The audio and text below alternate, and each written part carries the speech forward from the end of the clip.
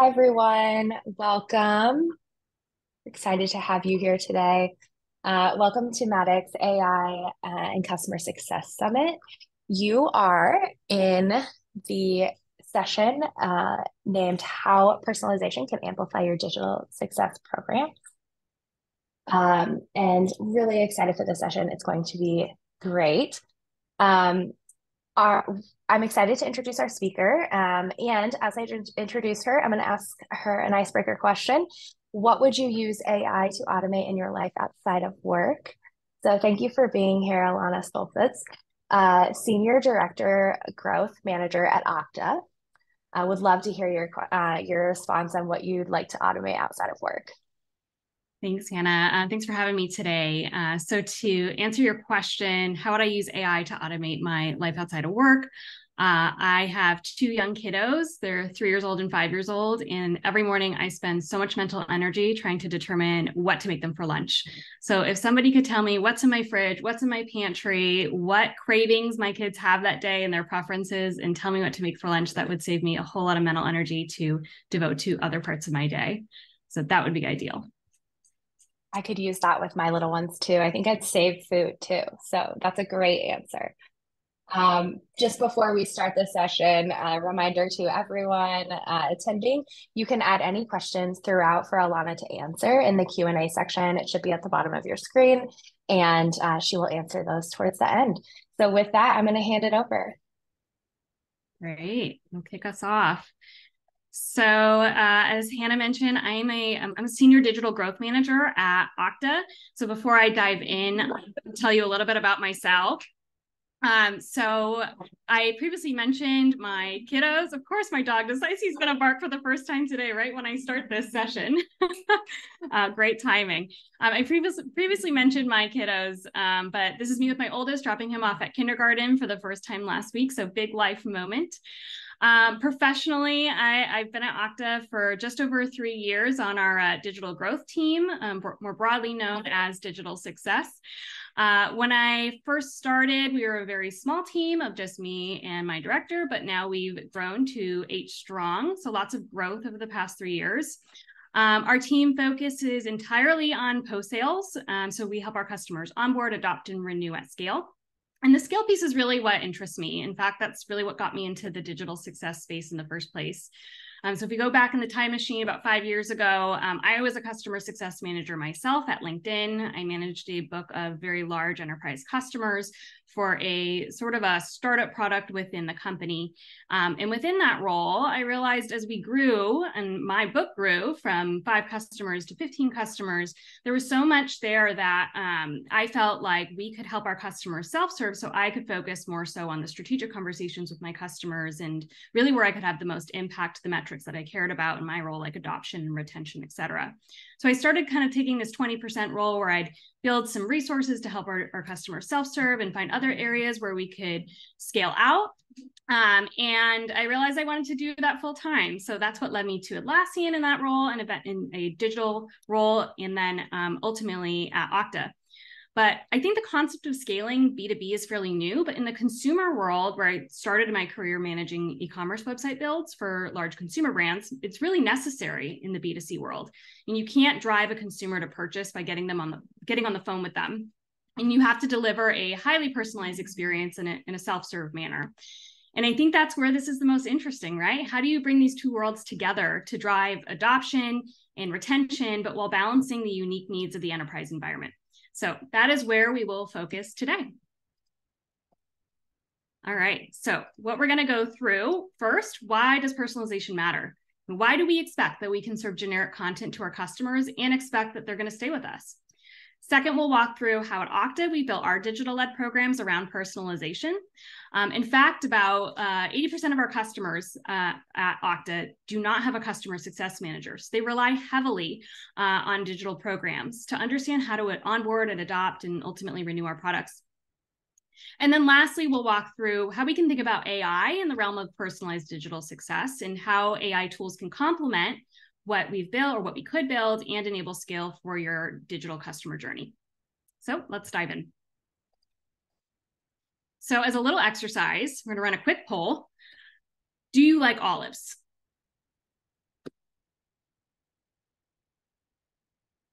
I'm going to give you about 30 seconds to answer this poll.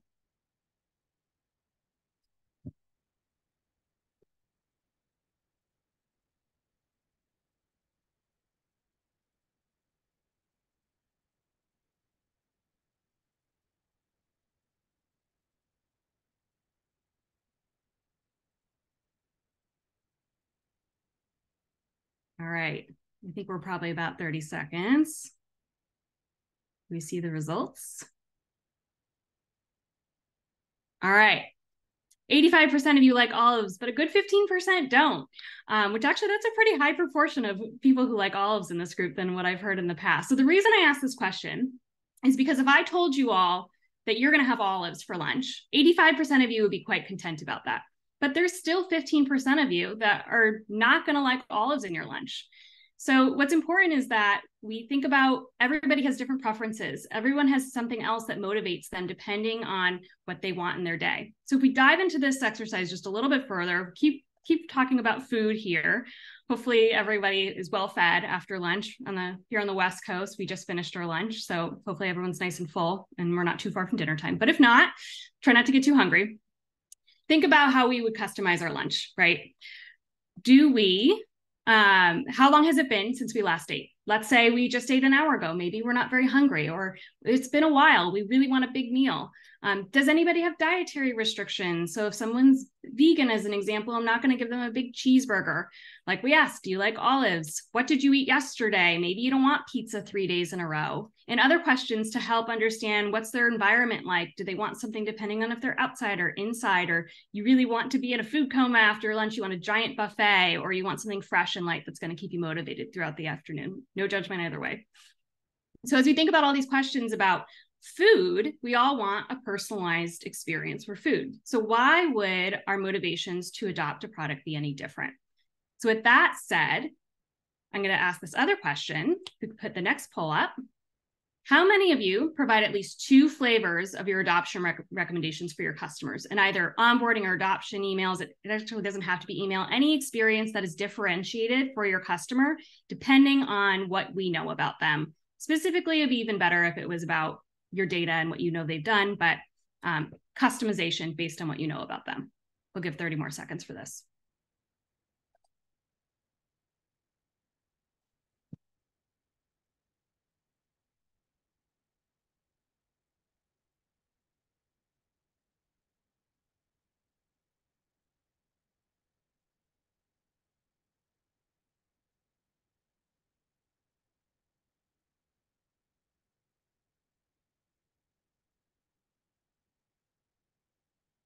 All right, I think that's probably been about 30 seconds.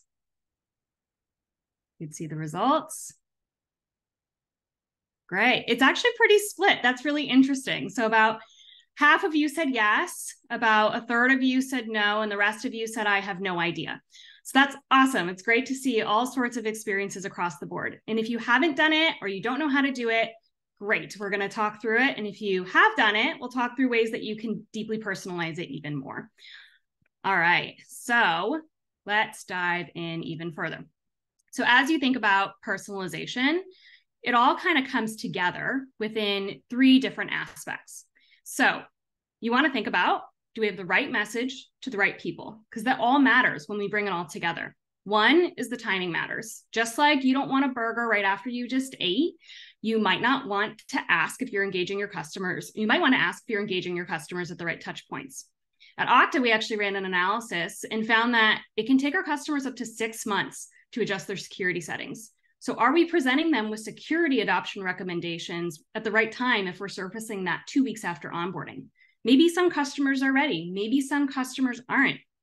So we want to make sure that we surface the message depending on where they are in their journey. The second is, do we understand the customer state? Just like I wouldn't recommend a burger to a vegetarian, unless maybe it's Impossible Meat Burger or something along those lines, I might want to focus on some basic adoption recommendations for customers who haven't adopted the bare minimum before diving into super advanced functionality, and vice versa. If someone went really deep, I wouldn't want to recommend something very basic for them. Lastly, are we communicating to the right people in the right place? Our Okta admins are in the product every day. making changes within the product, updating policies is one example, but our buyers might never log into the admin console and could care less about how to update policies and settings. So how do we solve for this? In order to address how we personalize the experience, there may be different metrics to assess depending on where your customer is in your journey. So you can kind of think through, this is kind of like your framework for determining how do I personalize and what data would I look at in order to help me personalize. So for example, if we dissect the customer journey and the customer lifecycle into adoption, post-adoption, might be mid-journey where they're kind of wondering, what did the adoption do for me? And then leading up into the renewal as a separate phase. So let's say we're looking at the adoption piece of the journey. We might be focused on reducing their time to value, meaning we want to get them to value as quickly as possible, but every customer moves at a different pace for whatever reason. So although one customer may have fully launched and deployed after 15 days, another might take 2 months. And the message we send them might be the same, but at very different moments in time. We might also ask, have they adopted features that lead to what many of you may have heard as kind of this aha moment, where they realize the value of the product because they adopted a particular feature. If you haven't done these things, we may want to make sure that we're sending a targeted message to drive them towards that state. And if they have, we don't want to bother them with suggested actions that they've already taken. And if they are disengaged, then that can serve as a red flag to take other methods, such as trying to re-engage them. And we want to look at the data slightly differently if they have already adopted. We want to know whether they understand the value of what they've received. A customer health score might indicate that through measures like engagement with our community or whether they took any training. So demonstrating they adopted some advanced features like our sentiment survey. We can also surface metrics that demonstrate value and measure their engagement with those metrics. And then lastly, we want to understand before renewal if the renewal is likely to be a slam dunk before we go in with renewal messaging. If there's a customer who's hesitant, you don't want to go in with a, look at all this great stuff that you've seen. We have to convince them first, right? So once we evaluate all these metrics, how do we actually personalize our messaging? All right, so this is what we've done at Okta, and hopefully this will serve as inspiration if you haven't been able to implement personalization in your program. So I'll share a few examples for you. But at Okta, we've deeply embedded personalization into our onboarding and adoption experiences. So this is sort of a snapshot of the customer journey, if you think of it that way. After a customer purchases Okta, they receive an onboarding email from us. And the experience is differentiated, whether they are a buyer and want to know what to expect in their engagement, or they're an admin who will be deep in the product, importing users, adding applications, creating policies, and more. And as part of the onboarding email, they're directed to our Customer Success Hub, which I'll dive deeper into in just a moment. There, they'll watch a personalized video that includes key contacts. If I give it a little bit of play there, you can kind of see what it looks like. They'll include key contacts, adoption recommendations that are specific to them, and links directly to their instance of the products. They can immediately take action. And then once they're in the product, we don't abandon them to figure it out and figure out how to adopt our recommendations. We guide them through their journey with every step of the way with in-app guides that direct them to complete their key adoption steps. And all this is powered by product telemetry and data we know about the customer, so the experience is personalized just for them. All right. Oh, sorry, it's not clicking. Okay. So if I dive a little bit into our Customer Success Hub, the Customer Success Hub acts as a place for us to drive our customers to be able to proactively decide what they want to do. So if you think about it like email and in-app guides, we are meeting them where they are in a sort of reactive point. So the customer took an action. Because you took that action, we're going to show you a recommendation. But if the customer wants to go in and understand, what are my next steps? I'm ready. Like, what should I do? Where should I go? The Customer Success Hub is deeply personalized for the customer so that we can provide them recommendations based on where they are in their journey. So as they arrive on the Success Hub, which is on our Help Center, we understand the tasks that they've taken to see, have they deployed already? If they've already deployed, we're not going to give them onboarding recommendations. We're going to focus more so on adoption and how they can generate further value out of the product. Or we know they're 90 days before their renewal, so we'll default them into more of a renewal phase. Additionally, within our Success Hub, we provide links to their value snapshot reports. And we actually use Matic to generate these value snapshot reports. And this reflects back on the value of the customer they receive. So before they adopt, more adoption recommendations, but now they've adopted, do they understand the value that we've actually delivered to them? So we provide them a summarized view of the savings that they've received from a productivity standpoint, or some of the security benefits they've gotten out of our product as an example. And we're also thinking about how can we even more deeply personalize this by going on beyond just their data and what they've achieved, but also their use case to understand what the value is based on what they want to achieve, since everybody might not want to achieve the same things. So this type of personalization has been really powerful for us as we've deployed it over the past few years. In fact, in the 2 years since we launched a lot of our digital programs, we actually doubled a lot of our activation and adoption metrics from a license standpoint. So we're reaping the benefits of getting deeper in personalization, but we know there's still a lot more we can do.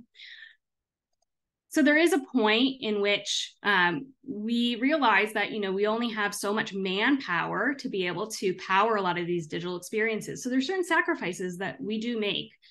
And that includes with certain scenario development. We have over 40 product SKUs at Okta, and we have customers who have all sorts of combinations of those product SKUs. And we might want different recommendations depending on what SKUs they own. So oftentimes we kind of make a compromise and we say, what are our top products? Let's develop scenarios for just those top products. But what if we could think through all the scenarios so that customers don't get left behind, and we can have recommendations depending on the combination that the customer picked. Additionally, we have limits towards edge cases. So for example, certain customers have our primary language is a different language. They have SKUs that typically are kind of outlier SKUs that not many people own. There's other areas where there's certain customers who have different instances that we just don't accommodate because it's too hard to scale those out. Similarly, customer needs change. We have different scenarios for different people, and oftentimes with macroeconomic conditions or for their company, their needs change and we constantly need to adjust, which also takes manpower in order to figure out how we update those adjustments. So that's really where we see AI coming into play in the future. How can we take all these different scenarios that as humans, it would take us so much time to do that ultimately we don't accommodate it right now. But there's so much more we could do if we were to have AI embedded in a lot of these digital programs that we build. So in full transparency, as a security company, we have a lot of challenges with implementing AI, and we're still going through the processes of understanding what are the implications and where does our data go, where does our customers' data go within AI. So it's important you kind of think through all those different challenges, and we're still in that process. But as we're kind of going through that process, it also is helpful to kind of think through, like, what could you be doing better? So then when we do get there, we're ready and we know how we're going to adapt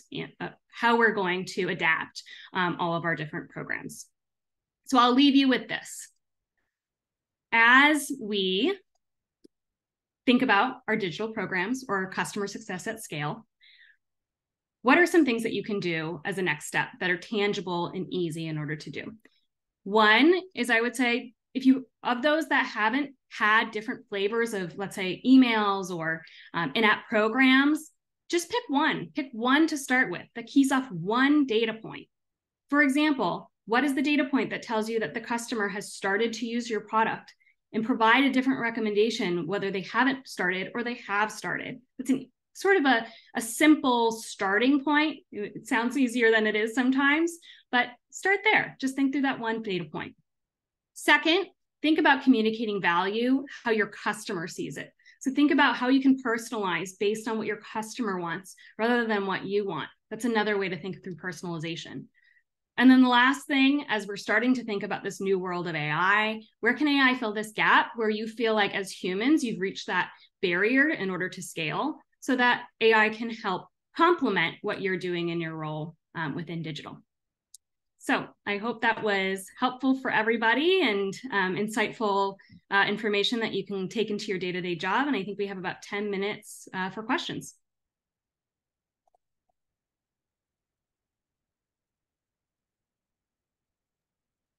Thank you so much, Alana. We have a few questions. If you have any questions that you want answered, just remember to put them in the Q&A chat and we'll get to as many as we can. And if we can't, we will get to them after and make sure Alana gets her perspective put on them. The first question, when personalizing onboarding and adoption, what are some of the best practices? One I can think of is if they're setting themselves up for failure, non-renewal, creating messaging to help them about how they might want to change their path. Yeah, I mean, I think you kind of hit the nail on the head with how you can think about personalization. So when you think about what is success for them, what is success for your product? So I think that's the first key is like, if you were to define success for your particular product or products, how would you measure that? And once you know how you measure that, then you can drive your customer towards success within that measurement. So for example, for Okta, what we measure as success for deployment is we want them to add applications and we want them to import users. If they haven't done those two things, then that's not a measurement of success. And ultimately, they're not going to be set up for success leading up to the renewal.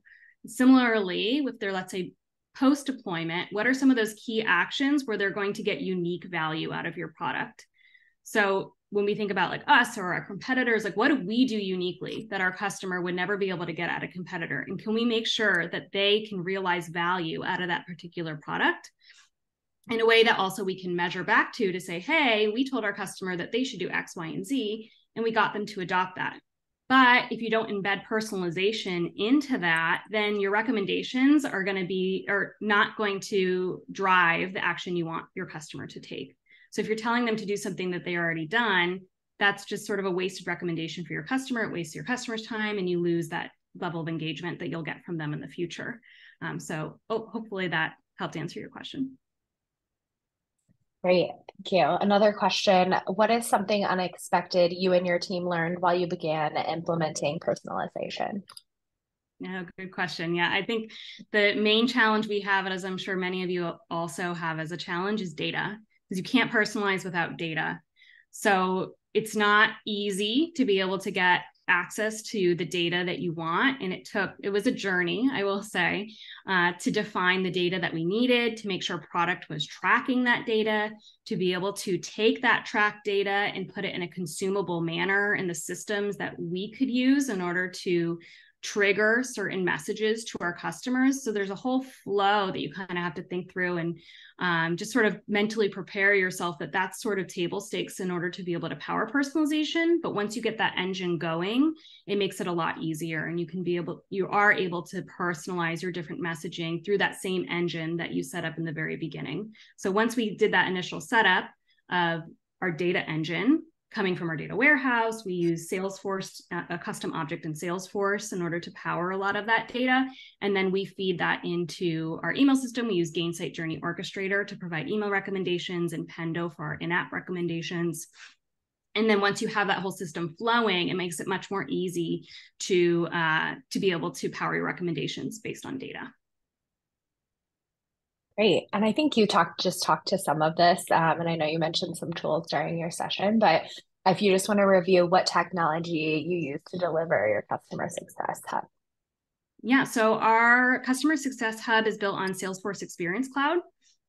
And so we work closely with our business technology team.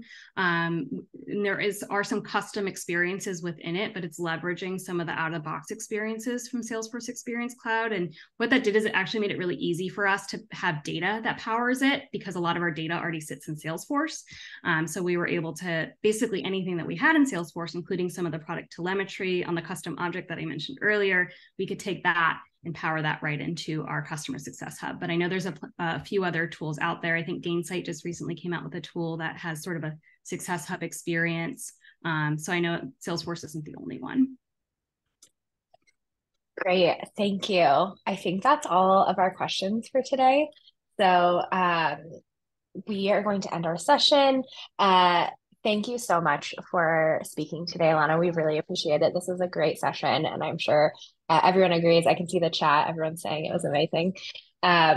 So just so everyone knows, before we head out, all of the recordings for today's sessions will be available in our content hub, and we'll notify you as soon as those are available. Again, thank you so much, Alana. Really appreciate it. And thanks to everyone for attending. Thanks all. Bye.